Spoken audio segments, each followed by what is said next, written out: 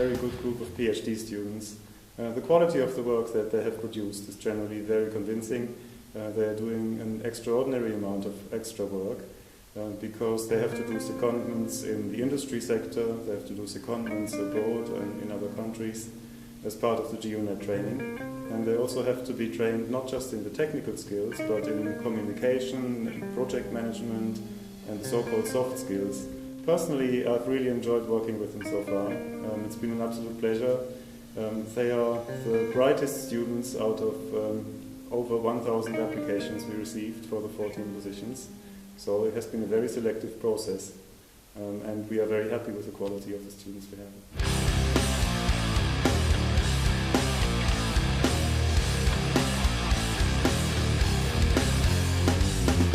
7 different European universities or research institutes take part in this project. The students, these PhD students, get a scholarship. They go for 2 months to the chosen university in Europe. They have money for taking part in world-known congresses and conferences. They have to submit their paper or posters.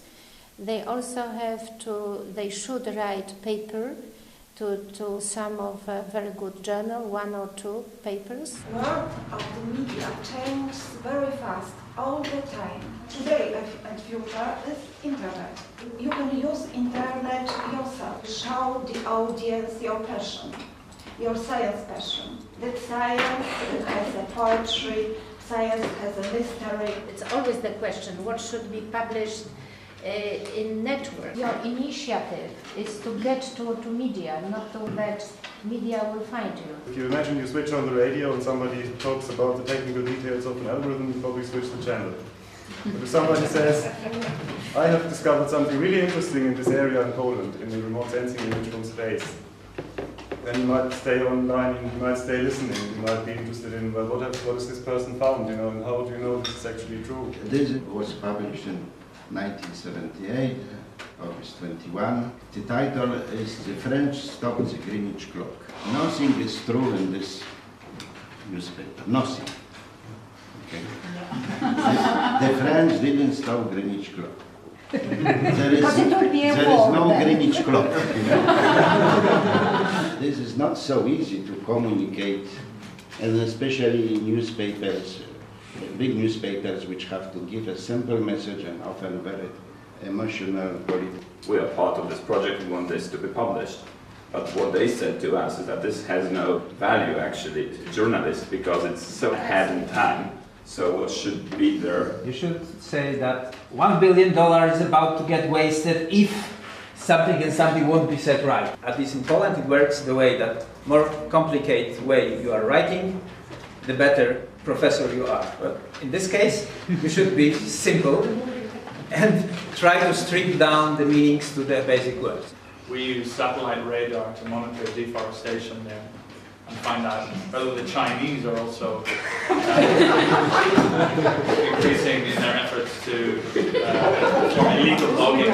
I'm trying to use space technology to see changes of features on the land in time and in space, and to see stuff from space which we cannot see from Earth. Fresh water for the 100 years, or next 100 years, energy and water fluxes monitored from space. However, the Andean tree line is stuck in the same place for decades. Does that mean that the marching trees can't get out of the forest? So what do you think? Will you publish it? Myself, of course, but with my editor.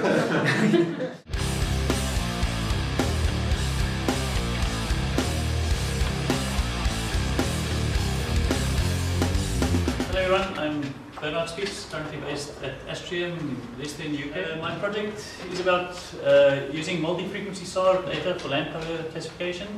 In this case it's a Sardinia, which is, I can't really call it data scarce, but the idea is to develop such a model. You are not basically use the spectral information, but using the more context. So if there is a shadow, there should be a building somewhere. First is the fact that coherence tends to overestimate the low coherent values. And as we can see, here we have the 15 principal components of verbal imagery, the classified product, and then we added to that some indices, empirical indices, based on the red edge domain. Just been looking at how well I can use my data set I have to classify different vegetation habitats.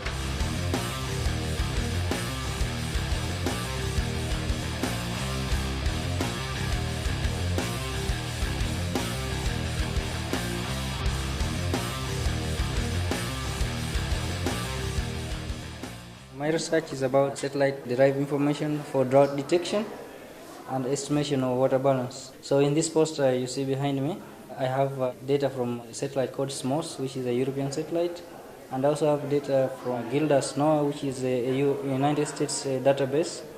And I'm trying to look at the soil moisture in Poland to determine which parts are dry and which parts are moist.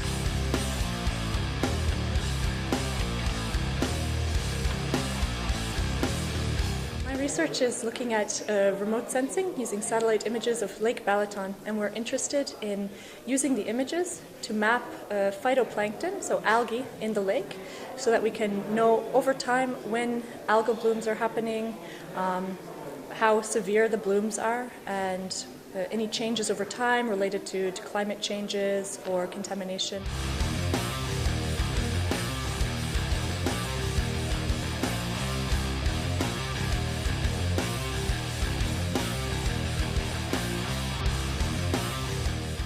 Congo rainforest, very little is known about area of forest, how many trees there are. Because of the civil war, it's also very difficult to go there. It's much easier to look at the changes in the forest from the air, from space, from satellite images.